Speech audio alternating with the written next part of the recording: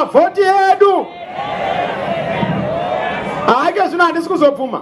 Gore rino anoenda kukoti ndimunangagwa chindabirwa. Ndoda kumurova gete to gete 90%. Opidara mkomana. Muri kuvhota here? Muri kunovhota? Those who are going to vote for change, may you show me by raising your hand. Those who are going to register to vote and defend the vote by show of hands. Muri kuvhota here? Muri kuvhota here Mazingo? Muri kuvhota here Mazingo? Thank you. Chatanga by election kwa 26. Tema kansela ari muno. Makansela wepano. Wepano makansela ari kuvoterwa eTCC pamasi matatu.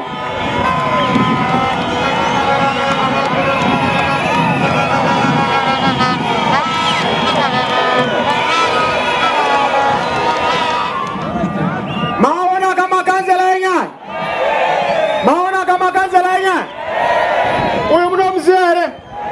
Leadership is not about the self. Leadership is about serving the people. But because I take the blame of my lieutenants. Vakasanyira vanhu vaviri, imi munomasvikwa munoziva munhu akakunakirai. Handizve? Apa pakati pava handisi kuzotaura kuti uyu vhoterai ningi. Bozwa ndendati musavhotera ndaimposa. Imi munoziva voterai vamunoda pavaviri ava, asi tofana kuhwina siti iroro.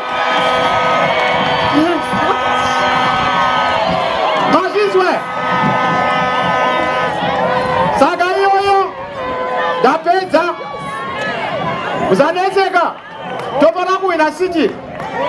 And hatidi tisu takaita problem. I will not come and ordain one person. Mese muri vaviri batsirana kana muri vanhu vakangwara. Tsvagai kuti anodikwa nevanhu ndiani onovhoterwa iwo kamuchida kuva musangano uyu panopera ma-election. Otherwise you will not be part of this great movement.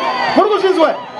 Muchibva pano mogadzirisana povhoterwa anofana kuenda mberi. We don't want confusion. We want love. We want oneness. Zvinhu zvedu zvofamba. God bless you. God bless you. Thank you very much.